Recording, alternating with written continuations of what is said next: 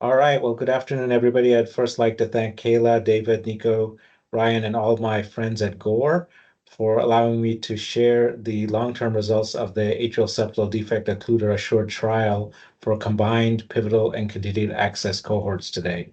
These are my disclosures.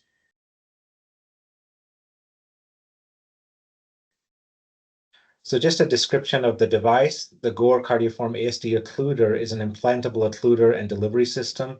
The occluder consists of a platinum-filled nitinol wireframe, which is covered with ePTFE. The occluder consists of a left disc, a right disc, and what we call an anatomically adaptable waist, which conforms to the ASD size and geometry. The delivery system is 80 centimeters in working length and is available between 10 to 14 French in size. The handle facilitates loading, deployment, locking, and retrieval of the occluder device. The device size ranges from 27 millimeters to 48 millimeters, and the treatment ranges from 8 millimeters all the way up to 35 millimeters. The delivery catheter, as I mentioned, is available in 10 French all the way up to 14 French in size.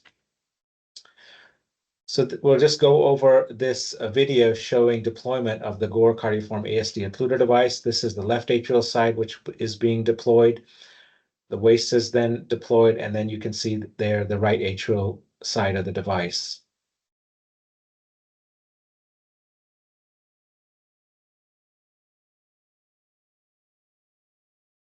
Here you can see that the defect, the ASD is crossed with a wire. You can go over a wire or without a wire.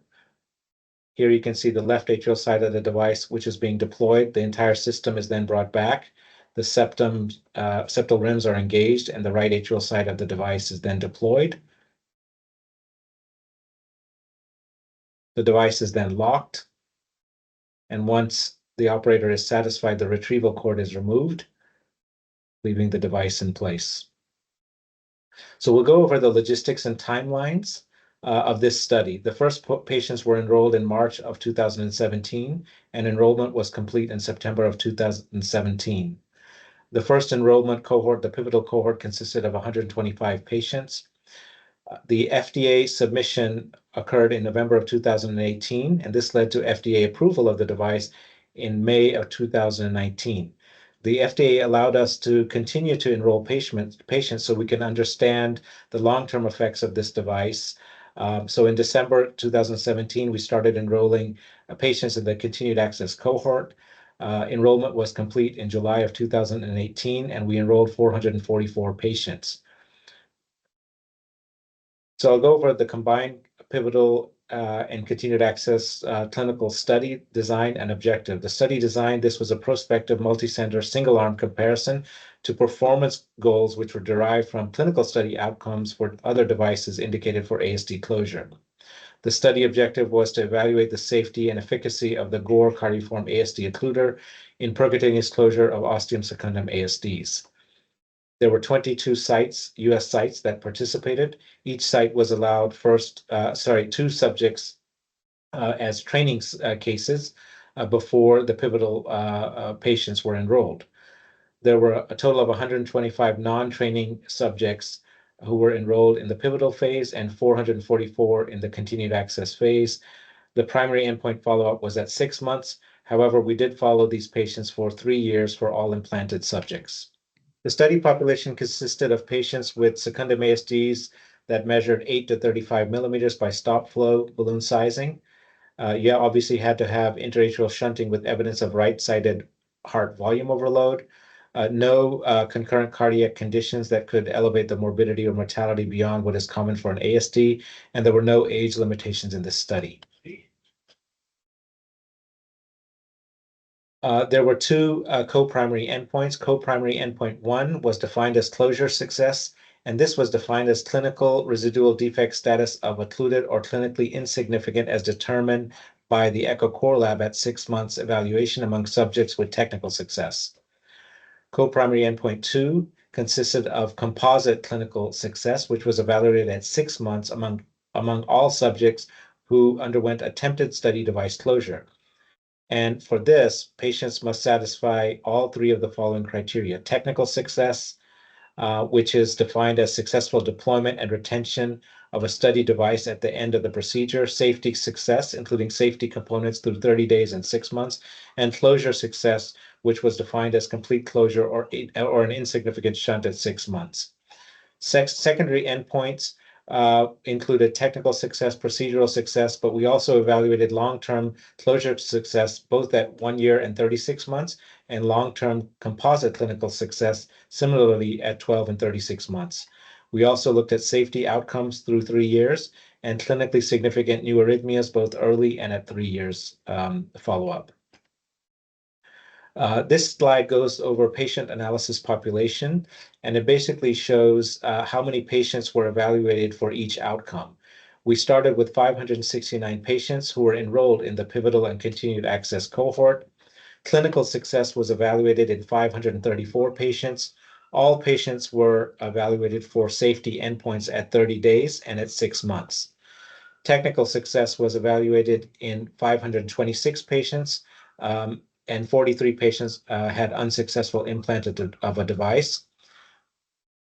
Co-primary endpoint closure success was available in 478 patients who had a 6-month echo available. We also evaluated wireframe fractures in patients who had 6-month fluoroscopy available, and this was looked at in 436 patients.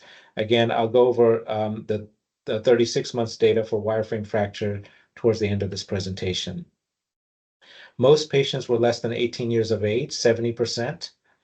And you can see here that the weight ranged from a median of 8 to 167 kilograms. The median was 35 kilograms. The stop flow balloon size defect, the medium diameter was 17.1 millimeters. And if you look historically at other Gore trials, this is significantly larger due to the treatment range that's now available with the larger sized devices. Most patients had a deficient aortic rim. And you can see here, there were some patients who had multiple fenestrations who were in this study, but it is important to note that you could only be enrolled in the study if one ASD device was deployed to include multiple fenestrations.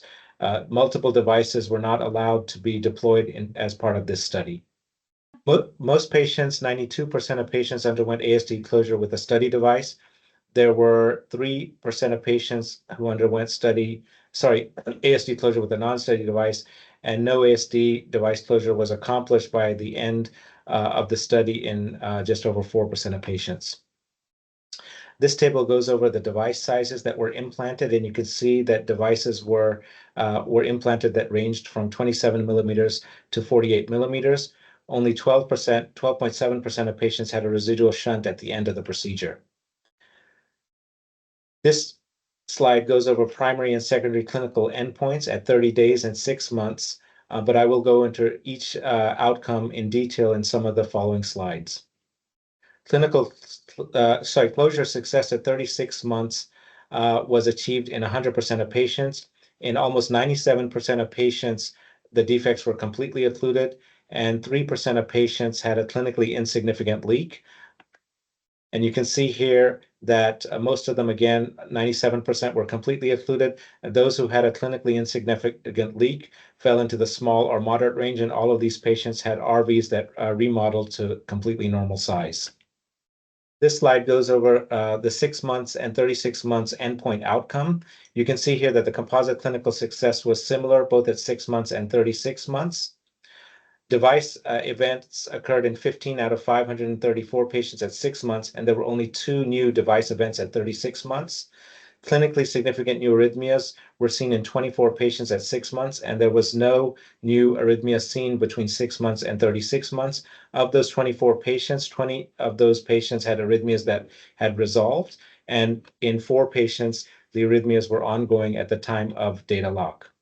Wireframe fracture at 6 months was noted in 31.7% patients, and at 36 months in 56.8% patients.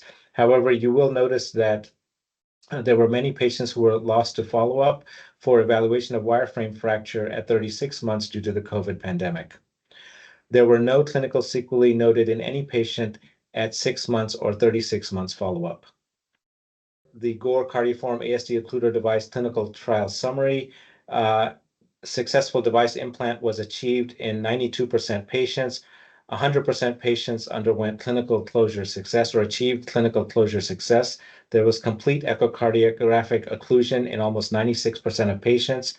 30-day serious adverse events or procedure-related adverse event occurred in only 3.7% patients. New arrhythmias were seen in 4.2% patients. There were 4.1% patients who had a device-related event, and wireframe fractures were seen in almost 42% patients. However, it is important to note that no patient had any clinical sequelae from wireframe fractures, and no patient had a cardiac erosion. So in summary, in this congenital ASD device trial, the Gore Cardioform ASD occluder demonstrated high technical success rates and effective closure of secundum ASDs with a low rate of serious adverse events. Due to its unique features, size range, and safety profile, the Gore Cardioform ASD occluder device expands the options for secundum ASD closure. We do have short-term data on the efficacy of the device from the pivotal trial. That was very encouraging. So, and we have 6-month data that shows that the vast majority of devices were able to close ASDs and achieve complete closure by the definition in the trial. But what clinicians really want to know is the long-term implications of a device in the heart. And I think that the most important takeaway messages from this trial, the 36 months data, revolves around the safety data and a few things regarding the safety data. Number one is wireframe fractures. So as you can see, the wireframe fracture rate is high, but it did not translate into any clinical sequelae in any patient. Moreover, there was not a single patient who experienced a cardiac erosion. So that data is very important. We also noted in this 36-month data that there were no new arrhythmias between 6 months and 36 months. And we also noted that device events between 6 months and 36 months were extremely low. So I think that the takeaway message from the 36 months data really revolves around safety of the device and the positive findings around the safety profile of this device.